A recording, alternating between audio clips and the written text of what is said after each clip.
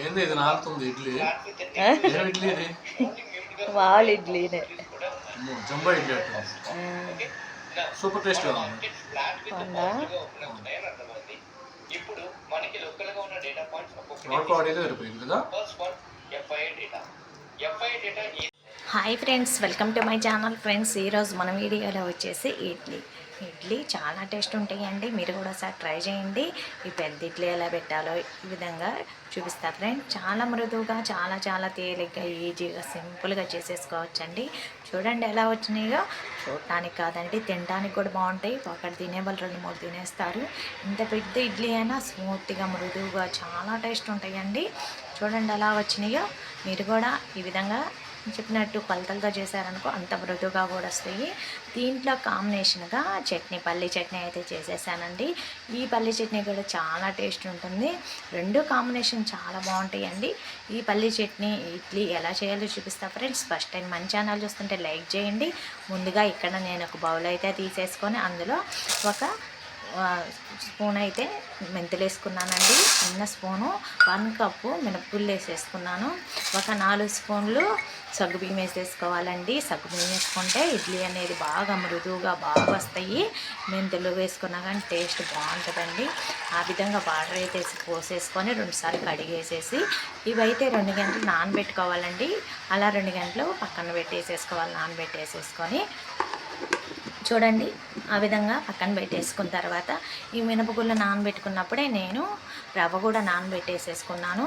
1 cup మినపగుళ్ళకి 3 కప్పులు రవ్వ అయితే బాగా వస్తాయి ఇడ్లీ.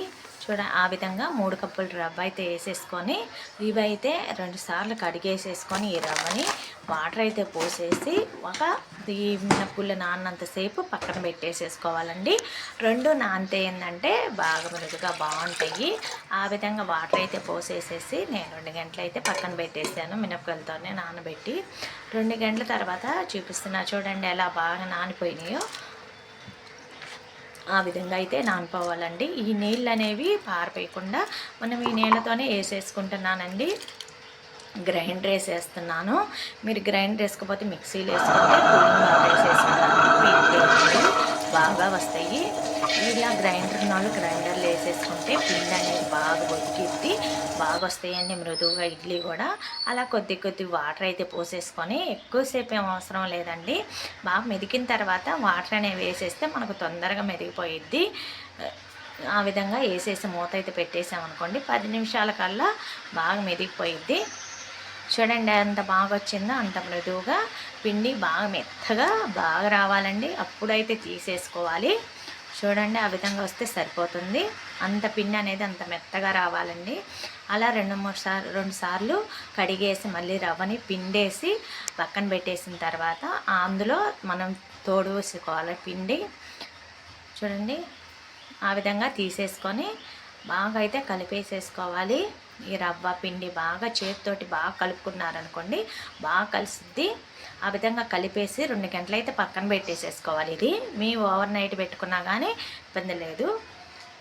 చూడండి అంత బాగా కలిపేసి మూత పెట్టేసి 2 గంటలు పక్కన పెట్టేసుకోమనుకో బాగా నానిపోయి ఇడ్లీ పెట్టుకోవడానికి మనకు బాగా వస్తాయి. ఈ లోపల చట్నీ అయితే చేసేస్తున్నాను. దీంట్లో కళాయి పెట్టేసేసుకొని సరిపడా ఆయిల్ అయితే వేసేసుకొని పచ్చిమిర్చి లైట్గా వేయించుకుంటే సరిపోయిద్ది, పచ్చి వాసన పోయిందాక. దీంట్లో చాలా బాగుంటుందండి ఈ చట్నీ అనేది. లేదా మీరు సాంబార్తోనైనా తీసుకోవచ్చు, బాగుంటాయి. చట్నీ అయితే మనకి తొందరగా అయిపోయింది కాబట్టి ఈజీగా సింపుల్గా చేసేసుకోవచ్చు ఈ చట్నీ అనేది. అలా పల్లీలు కూడా వేసేసుకొని పుట్నాల పప్పు కూడా 4 స్పూన్లు అందులో వేయించుకున్నారనుకోండి టేస్ట్ బాగుంటుంది. ఆ విధంగా లైట్గా వేయించుకున్న తర్వాత పక్కా తీసి పెట్టుకోవాలి. మొత్తం దాంట్లోనే అయితే నేను పోపు అయితే వేసేసుకుంటున్నానండి. ఈ విధంగా వేయించుకొని ఈ చల్లారిన తర్వాత కొద్దిగా స్పూన్ ఆవాలు, 1 స్పూన్ పచ్చెనపప్పు, 1 స్పూను జీలకర్ర వేసేసుకొని అందులో 1 ఎండుమిరపకాయ కూడా వేసేసి కొద్దిగా కరివేపాకు కూడా వేసుకున్నారనుకోండి ఈ పోపు మంచి టేస్ట్ ఉంటుంది చట్నీలోకి. ఆ విధంగా వేసుకున్న తర్వాత చల్లారినకి వేసేసుకోవాలి. చూడండి ఆ విధంగా మిక్సీ జార్ అయితే వేసేసుకొని కొద్దిగా సాల్ట్, సరిపడ పులుపు తగ్గట్టు కొద్దిగా చింతపండు నానబెట్టేసేసుకోవాలి. చూడండి అంత అయితే సరిపోయింది. బాగా మెత్తగా గ్రైండ్ చేసేసుకోవాలి. అలా చట్నీ అయితే వేసేసుకున్నాం అనుకోండి. ఈ చట్నీ అనేది కొద్దిగా లూజ్గా ఉండాలి. అప్పుడు మనకి ఇడ్లీలో కత్తుకోవటానికి బాగుంటుందండి. ఇవి ఒక బౌల్లో అయితే తీసేసుకొని అందులో మొత్తం వేసేసి కొద్దిగా వాటర్ అయితే వేసేసుకొని లూజ్గా కలిపి పెట్టుకున్నాం అనుకోండి. ఇడ్లీలో అందుకొని కానీ చాలా టేస్ట్గా ఉంటుంది. ఈ చట్నీ అనేది మీరు ఒకసారి ట్రై చేయండి. ఇడ్లీలోకి ఇలా పోపు వేసేసుకొని ఇలా కలిపి పక్కన పెట్టేసుకున్నాం అనుకోండి. చట్నీ అయితే ఈ విధంగా ట్రై చేయండి. ఇడ్లీలోకి చాలా బాగుంటుంది. అలా మొత్తం కలిపేసేసి ఇంకైతే చట్నీ అయితే పక్కన పెట్టుకున్నానండి. ఈ లోపల మనం పెట్టుకున్నాం కదా పిండి అనేది బాగా ఉబ్బి చూడండి ఎలా పొంగిందో. ఇలా పొంగి బాగా వస్తుందండి. ఇదైతే మనం ఒక సోడా ఉప్పు కానీ ఏం అవసరం లేదండి. వంట సోడా కూడా ఏం అవసరం లేదు. ఇడ్లీలు చాలా మృదుగా వస్తాయి. దీంట్లో పిండి అనేది బాగా కలిపేసేసుకోవాలండి. అలా గట్టి పెట్టేసేసుకొని వేసుకునే ముందు మనం ఇడ్లీ పెట్టుకునే ముందు దీంట్లో సరిపడా సాల్ట్ అయితే వేసేసుకొని అది బాగా కలిపేసేసుకోవాలి. చూడండి బాగా కలుపుకొని మనం ఇడ్లీ అనేది పెట్టుకోవాలి. ఎక్కడ బబుల్స్ లేకుండా ఉంటాయి కాబట్టి బాగా పొంగింది కాబట్టి అలా కలిపేసి పెట్టుకున్నాం అనుకోండి బాగుంటాయి. ఈ విధంగా నేను ఆవిరికుడుం పెట్టుకుంటారు చూడండి. దాంట్లో కూడా 2 ప్లేట్లు అయితే పెట్టేస్తున్నాను. దీంట్లో అయితే మనకు పెద్ద సైజు ఇడ్లీ లాగా బాగా వస్తాయండి. చూడండి ఆ విధంగా 2 గంటలు అయితే పెట్టేసామనుకో పిల్లలు కూడా చూడటానికి బాగా ఇష్టంగా తింటారు. బాగుంటాయి. ఇది ఎప్పుడు పెట్టినా కానీ 2 ఇడ్లీ దాంట్లో పెట్టేస్తానండి. పెద్ద సైజు ఇవి చూడండి. ఆ విధంగా 2 గంటలు అయితే ఒక క్లాత్ అయితే తడి క్లాత్ అయితే అలా వేసి పెట్టేసుకున్నారనుకోండి బాగా లేసి వస్తాయి. ఆ విధంగా ఫోల్డ్ చేసేసి పక్కన పెట్టేసేసుకోవాలి. ఇడ్లీ పాత్రలో ఇడ్లీ ప్లేట్లు కూడా పెట్టేసుకున్నానండి. దీంట్లో మనం ఇడ్లీ పెట్టుకునేటప్పుడు వాటర్ ఏమి యాడ్ చేసేసుకోకుండా ఆ పిండితోనే పెట్టుకోవాలి. ఇడ్లీ పిండి టైట్గా ఉంటే ఇడ్లీ అనేవి బాగా పొంగి బాగా మృదువుగా వస్తాయి. అలా ఒక్క గరిట అయితే పెట్టి వేసేసుకొని దీనికి ప్లేట్లు అయితే తడి చేసుకొని వేసుకోవాలండి. కడుక్కొని ఆయిల్ ఏమి అప్లై చేసుకోవాల్సిన అవసరం లేదు. అలా తడి చేసి వేసుకున్నారనుకోండి బాగా లేసి వస్తాయి ఉడకంగానే.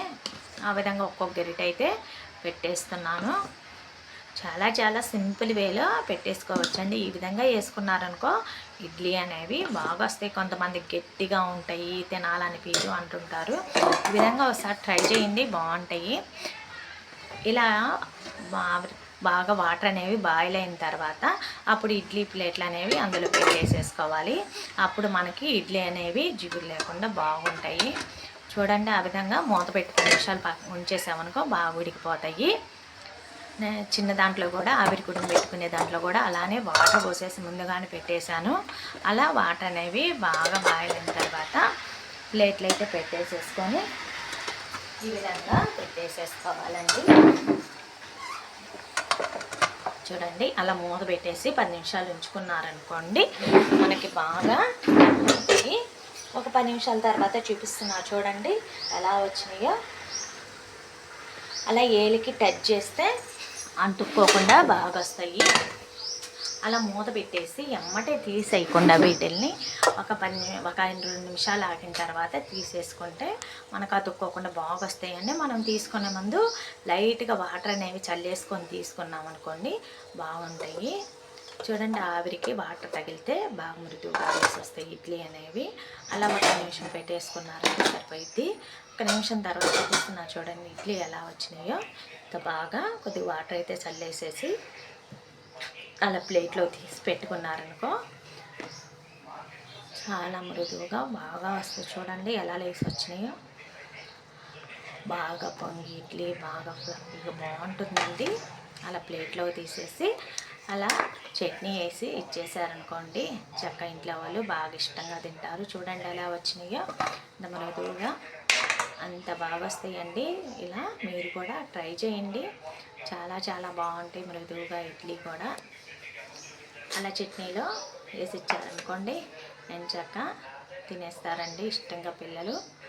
తొందరగా అయిపోతాయి కూడా. ఇవి సింపుల్గా చేసేసుకోవచ్చండి ఇడ్లీ అనేవి. ఈ విధంగా చూడండి ఎలా వచ్చినాయో. ఈ చిన్న మామూలుగా ప్లేట్లో పెట్టాం కదండి ఇడ్లీ ఆవరకం కూడా చూపిస్తా చూడండి ఎలా లేసి వస్తున్నాయో.